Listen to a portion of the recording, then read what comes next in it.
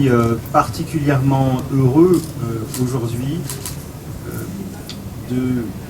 présider ou de contribuer à la signature des contrats de cité éducative. Ces cités éducatives jouent un rôle particulièrement important aujourd'hui dans la politique du ministère de l'Éducation nationale et au-delà dans celle du gouvernement, en particulier du côté du ministère de la Ville. Il s'agit d'abord de conforter le rôle de l'école et en particulier de s'adresser à une question qui est celle, pour moi, qui est centrale pour moi, à savoir la lutte contre les déterminismes sociaux,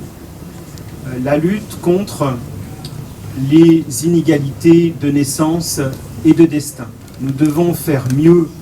de ce point de vue pour que l'école puisse précisément répondre à cet impératif républicain qui est celui d'assurer un avenir à toutes celles et ceux qui travaillent au sein de l'école, nos 12 millions d'élèves, y compris ceux qui sont nés dans des mondes éloignés de l'école, des mondes déshérités. Vous avez fait allusion, mesdames et messieurs les maires, au taux de pauvreté important des communes concernées. La deuxième donnée ou le deuxième principe, c'est celui de la continuité éducative. C'est bien là une des démarches des cités éducatives que de rassembler les acteurs de la communauté éducative.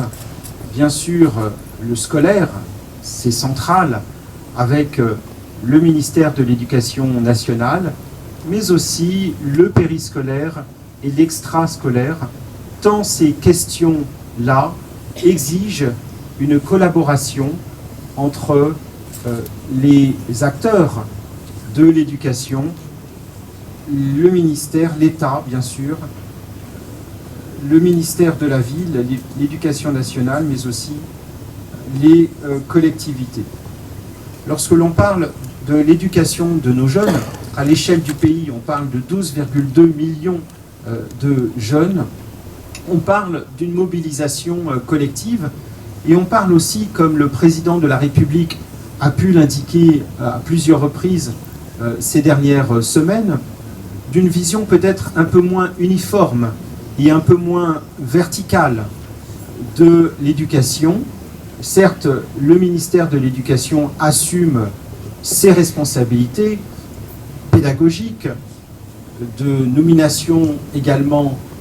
d'enseignants, de personnel administratif, de directeurs principaux, proviseurs d'écoles et d'établissements scolaires, de programmes scolaires aussi, bien entendu. Mais nous devons aussi faire un effort pour donner un peu d'air dans ce système, déconcentrer un petit peu, faire confiance aussi aux acteurs locaux qui sont au plus près des réalités sociales, des réalités éducatives, comme celle de La Réunion. C'est pourquoi, à partir du mois d'octobre, nous lançons ces concertations dans les établissements, dans les écoles, avec un fonds d'innovation pédagogique doté de 500 millions d'euros qui permettra aux acteurs de la communauté éducative de présenter des projets pédagogiques visant à remplir les objectifs que j'ai indiqués précédemment, et ces projets pourront être financés de manière à permettre aux collèges, aux lycées, aux écoles de développer leurs projets, d'avoir leurs propres idées. Et donc les cités éducatives, ce sont aussi des cadres institutionnels tout à fait appropriés pour justement donner ces marges de manœuvre, donner cette autonomie relative tout à fait contrôlée, il y a des garde-fous bien entendu, à un système qui est historiquement un système très vertical. Et donc je vous invite évidemment à vous lancer dans ces projets pédagogiques qui seront ouverts par des concertations à partir du mois d'octobre. Et puis ensuite, au fil de l'eau, les choses pourront se développer. Les concertations ne sont pas fermées dans le temps. Chacune pourra s'y engager au moment qui lui convient le plus. Mais bien entendu, le travail ne fait que commencer. Il va devoir se prolonger dans le cadre de ces 3 cités éducatives. Et comme je l'indiquais, vous pouvez compter sur moi, vous pouvez compter sur le ministère de l'Éducation nationale pour vous accompagner, pour vous soutenir dans cet effort qui est dirigé vers une chose, c'est la seule chose qui vaille, c'est la seule chose qui compte, c'est la réussite des élèves, la réussite de tous nos élèves, bien sûr, y compris celles et ceux qui sont les plus éloignés de l'école, les plus éloignés du système éducatif et auxquels, évidemment, nous pensons particulièrement parce que nos élèves doivent tous réussir. Je vous remercie, je vous félicite et je réitère par la même occasion mon très grand plaisir, je vous le dis très sincèrement, mesdames et messieurs, mon très grand plaisir d'être sur l'île de la Réunion depuis hier. J'ai rencontré dans mes échanges avec